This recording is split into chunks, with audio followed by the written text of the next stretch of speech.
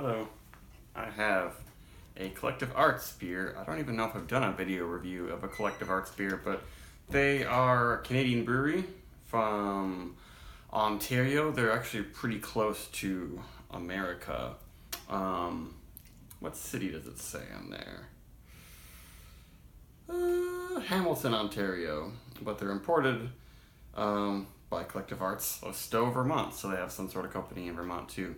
But this one is a really cool beer. It's made for some liquid arts festival that was actually in June, and they made the first batch of this beer this past spring. I had a sample of it. It was ridiculously fruity. Like, it left a residue on the sides of your cup.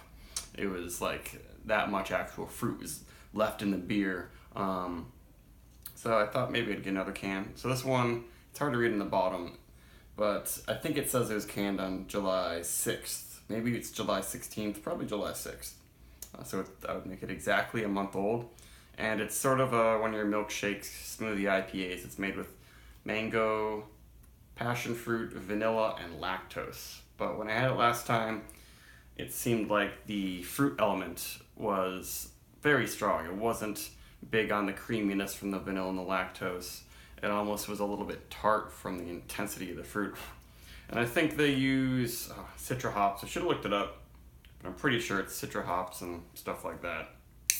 Only 5.9%, so not super strong, but it is a rather sweet beer. At least it was in the first batch. And I thought it would be appropriate for like a 99-degree day.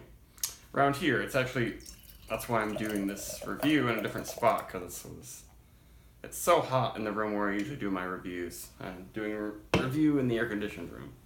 So that looks pretty good. It is very hazy, but very, very pale.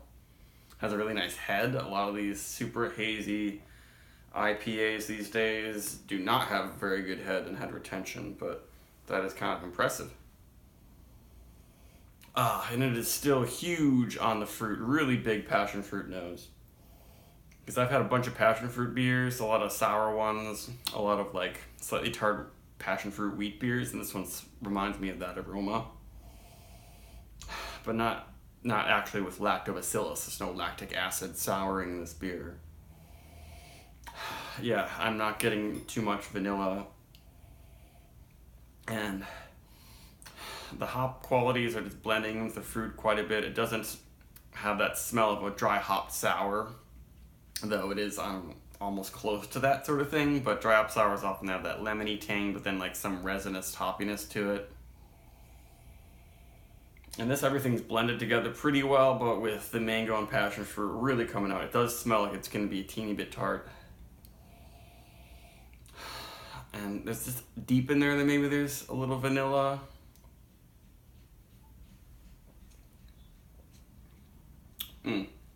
In the flavor, I actually do notice some hop bitterness.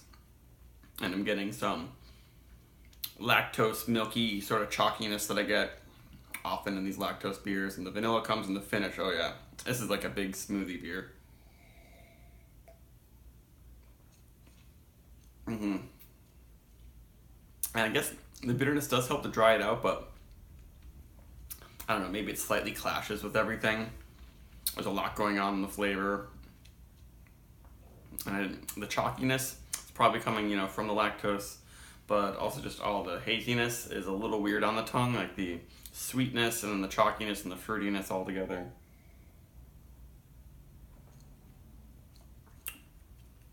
Very tropical, and it tastes like you made a mango passion fruit smoothie with like a little bit of vanilla ice cream, and then a little bit of some hazy juicy IPA. It's pretty fun, pretty nice.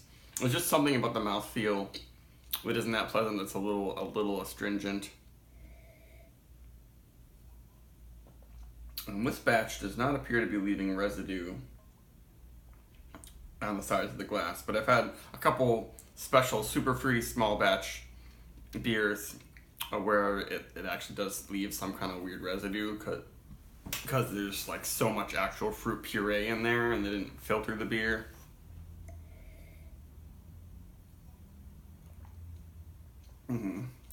pretty good. I love that whatever everything that was going on at first, but then once it hit your tongue, there's just something clashing. That's all I can say. I'm glad I only got the one can, though. I do think this beer is pretty exciting, and it's a pretty intensely flavored beer. It's pretty well done, but maybe if they just dialed down the hop bitterness and used a little less lactose, or a little less of everything, I don't know.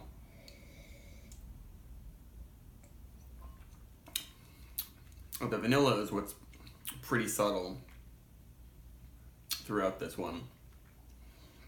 But yeah, it seems like if they just tweaked those few things I said, maybe I would like it better, but maybe it's something else. Maybe I just would never like this one that much. But I'm super picky with these milkshake IPAs. I do like how this one's super fruit forward, not overly vanilla and creamy and all that stuff. But I would almost call it a fruit beer first in a way. And if you like dry hop sour fruit beers, you might like this one. It's not going to give you a big pucker though. It's a very fun beer. I guess I'd recommend trying a can, seeing if you like it. There aren't too many out there that I've had that are like this. And it's definitely something that's fun to drink. It's fun to go back and get those flavors again, but it's not like executed perfectly. I'd probably give this about a 4, just for, putting forth a formidable effort, and a really fun beer.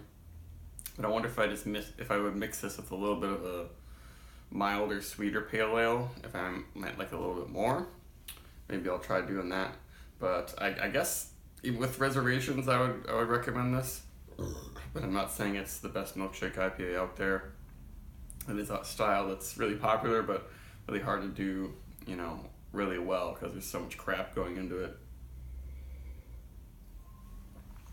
But I think it's worth it. Goodbye.